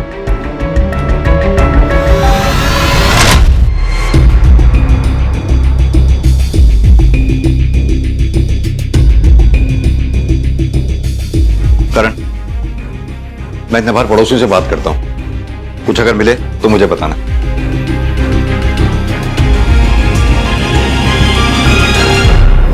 तीन महीने से आपका पड़ोसी घर में गायब है, आप लोगों को पड़ी ही नहीं। सर किसी से मतलब ही नहीं रखता था गोविंद, तो हमें भी उसकी क्या पड़ी थी? लेकिन उसके परिवार वालों को तो पड़ी होगी। कहाँ हैं उसके परिवार वाले? सर हमने तो ये सुना था कि उसके बीवी बच्चे मर चुके हैं और उसी ने मारा था उन सबको। करण, इस सुनी सुनाई बात के बारे में पता करो क्या हुआ था। सर गोविंद की बीवी और बच्चे की मौत एक सस्पिशियस कार एक्सीडेंट में हुई थी। गाड़ी गोविंद खुद चला रहा था, मगर उसे एक खरोच तक नहीं आई। उसके बाद गोविंद को ओसीडी डिटेक्ट हुआ, जिसके बाद वो अकेला रहता है, ना कोई दोस्त है ना कोई दुश्मन। और कातिल ये बात अच्छी तरह से जानता था कि गोविंद को ढूंढने वाला कोई भी नहीं है। इसलिए उसने आशालता और रिकी के घर से 10 किलोमीटर दूर रहने वाले गोविंद को अपना निशाना बनाया कातिल ने। करण, यहां मुझे एक पैटर्न नजर आ रहा है, जैसे कि कातिल मेंटली डिस्टर्ब लोगों को ढूंढ ढूंढ कर अपना निशाना बना रहा है, क्योंकि गोविंद मेंटली डिस्टर्ब था अपने बीवी बच्चे को खोने के बाद, वहीं रिकी मेंटली डिस्टर्ब था अपने पेरेंट्स की वजह से। कहीं ऐसा तो नहीं कातिल अनस्टेबल लोगों को ढूंढ ढूंढ कर अपना टारगेट बना रहा हो? सर वैसे देखा जाए तो आशालता भी डिस्टर्ब थी अपने बेटे और बहू की वजह से। सर ये भी हो सकता है कि हम सोच रहे हैं कि दो अलग कातिल हैं, मगर तीनों के कातिल कोई एक ही हो। Excuse me. हेलो सर, एक और डेड बॉडी मिली है।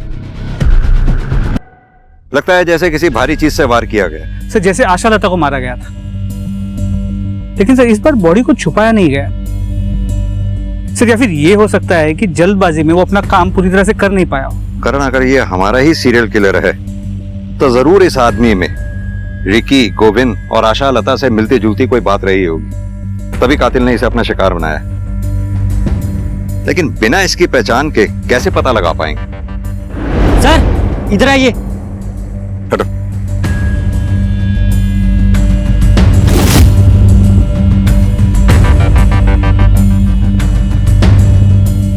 करण, फॉरेंसिक टीम को बुलाओ, टायर ट्रैक एग्जामिनेशन करवाओ, शायद उससे पता चले किस गाड़ी के टायर हैं ये। और हाँ, पता करो इस रूट पे आगे कहीं सीसीटीवी लगा हो तो शायद उसकी फुटेज से इधर की तरफ आने वाली गाड़ियों के बारे में कुछ पता चल सके। जी सर।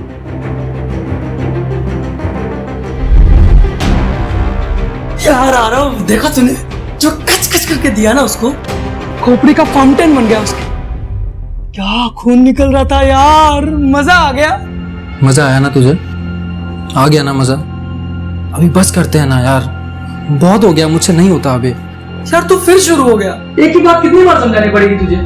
देख, अपना काम पूरा होने में सिर्फ एक स्टेप बाकी है, वो कर लेते हैं, फिर बंद कर देंगे बस। ठीक है, लेकिन मुझे थोड़ा टाइम चाहिए। ले ले टाइम।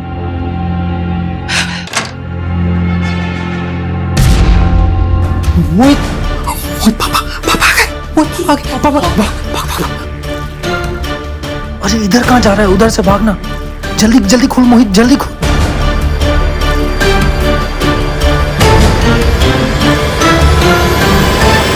आरव, तुम्हें पढ़ने के लिए बोला था, ये क्या तमाशा लगा रखा है तुमने? Do you want to become a failure in your life? No sir. तो पढ़ने के टाइम पे क्यों बुलाया तुमने इसको? एक्चुअली सर वो मैं। Shut up, I am talking to my son. तुम बीच में कौन होते हो बोलने वाले? Get out. अगला काम जल्दी करना पड़ेगा, तू सोच ले। उधर से नहीं, इधर से।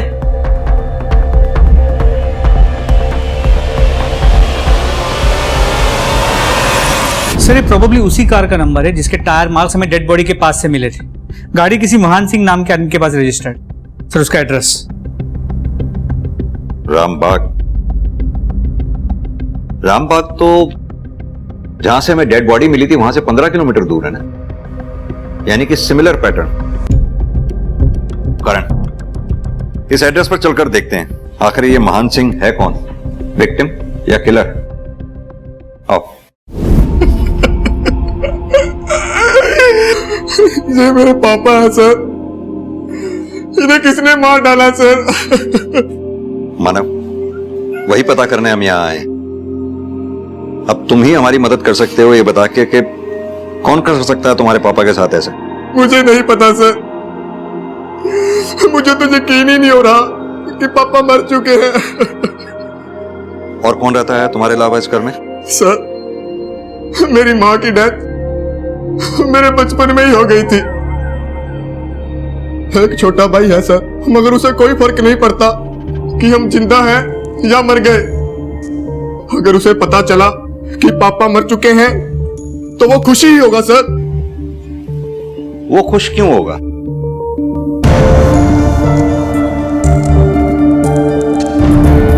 ये तुम्हारा भाई है? जी सर।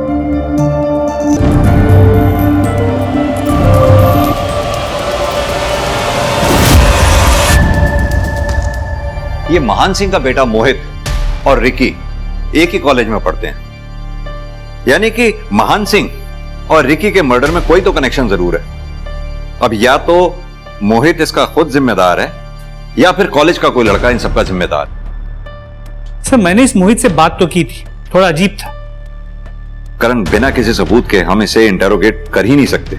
एक कॉलेज का लड़का इतने ब्रूटल मर्डर करेगा, इस बात का कोई भरोसा करेगा ही नहीं। एक काम करो, पता करो इसके पास मर्डर वेपन आया कहां से, और इसके लिए सबसे पहले इसके कॉलेज से स्टार्ट करो। ये किसके साथ उठता बैठता था, इसका रूटीन क्या था, इसका सारा कच्चा चिट्ठा निकालो। और जब तक तुम ये सब काम करते हो तब तक मैं इस मोहित से बात करता हूं, देखूं तो सही अपने बाप की मौत का रिएक्शन होता कैसा है इसके। सर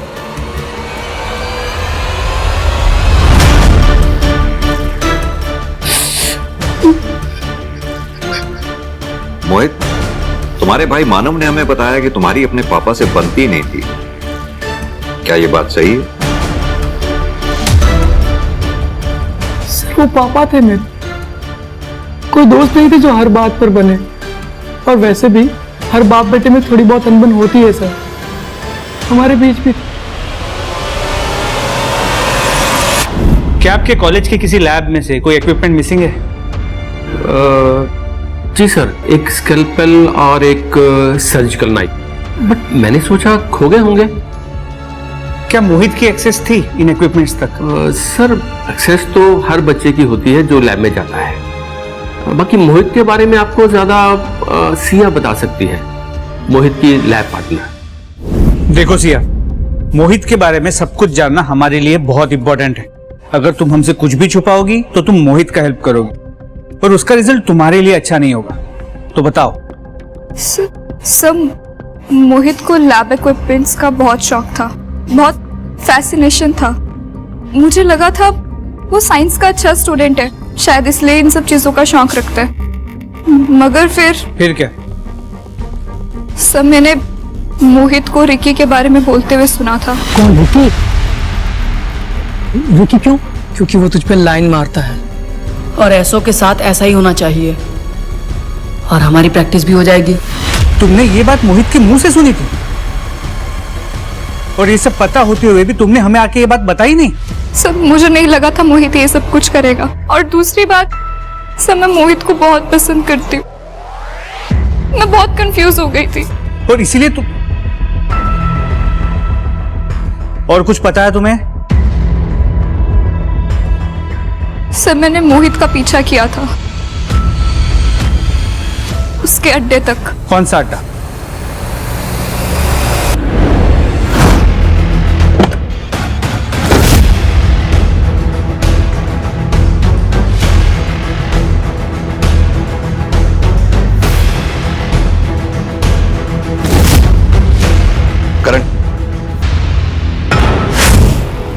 इसी ब्रांड की अल्कोहल तो रिकी और गोविंद के पेट से मिली थी। सर मोहित के डिटेल मोबाइल लोकेशन रिकॉर्ड्स आ गए। सर जिन जिन जगहों पे हमें डेड बॉडीज मिली थी उन हर जगह पर मोहित के मोबाइल की लोकेशन मौजूद थी। लेकिन इंटरेस्टिंग बात यह है कि मोहित के साथ साथ उसके दोस्त आरव की मोबाइल की लोकेशन भी सेम थी।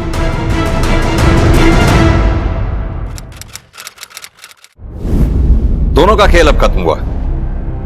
अब सीधी तरह से ये बताओ कि ये खूंखार खेल खेल क्यों रहे थे? सर हम तो पढ़ने लिखने वाले बच्चे हैं, आप ये कौन से खेल की बात कर रहे हैं? हमें कोई आइडिया नहीं है। आरव, तुम हमें सच सच बताओ। तुम अगर सच सच बताओगे तो मैं शायद तुम्हारी मदद कर पाऊंगा। मुझे मालूम है तुमने जो कुछ भी किया मोहित के कहने पर किया, तुम्हारी कोई गलती नहीं थी। तो फिर क्यों मोहित की गलती की सजा तुम भुगतना चाहते हो? आरव ये झूठ बोल रहे हैं, कोई हेल्प नहीं करेंगे तेरी। मैं कोई झूठ नहीं बोल रहा हूं आरव, अगर सच सच बताओगे मैं तुम्हारी मदद करूंगा। सर मैं आपको सब सच सच बताता हूँ सर। अबे ये क्या बताएगा? मैं बताता हूँ। हाँ मैंने मारा अपने बाप को। अब ये बताओ क्यों? क्योंकि इसका बाप और मेरा बाप हमें कभी एक नहीं होने देते। अगर हम दोनों को एक होना है तो तुझे तेरे बाप को और मुझे मेरे बाप को मारना होगा। तुम्हारे लिए तो मैं कुछ भी कर सकता हूँ, बोलो कब करना है। इसलिए तुमने अपने पिता को मारा, और अगर वक्त रहते हम तुम्हें नहीं पकड़ते तो तुम अरब के पिता को भी सो कॉल्ड इस प्यार की वजह से मार डालते। मेरा बस चलता ना सर तो मैं मेरे बाप को कभी का मार चुका होता। उसको मारने के लिए मुझे वजह की जरूरत नहीं थी। अपने पिता से इतनी नफरत की कोई खास वजह? सर वो क्योंकि रिकी की नजर थी मुझ पर तो। और आरव को कोई ऐसे देखे मैं सहन नहीं कर सकता था, इसके लिए मार दिया सर।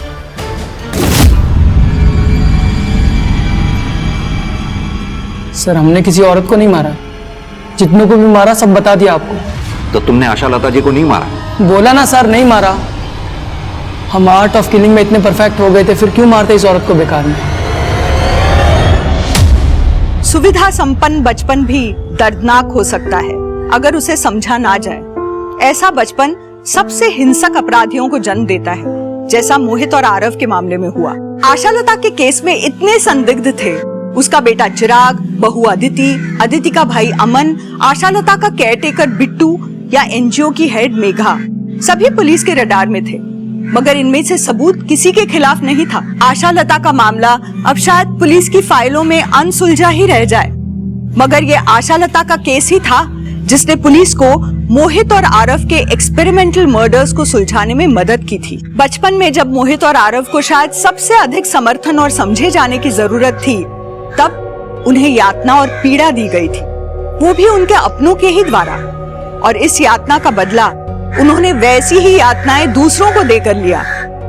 दोनों के ही अपराध अक्षम्य हैं, मगर इन अपराधों के वे अकेले जिम्मेदार नहीं हैं। उनके परिवार, उनकी परवरिश भी उनके अपराधों में बराबर की हिस्सेदार। इसी के साथ अब मैं रेणुका शाहने आपसे विदा लेती हूँ। हम फिर मिलेंगे ऐसी एक कहानी के साथ जो रखेगी आपको सतर्क और जिंदगी को सुरक्षित। तब तक अपना और अपने परिवार का ख्याल रखिए और देखते रहिए क्राइम पेट्रोल सतर्क। जय। इस तरह के और भी एपिसोड देखने के लिए हमारे चैनल को सब्सक्राइब करें और बेल आइकन दबाना ना भूलें।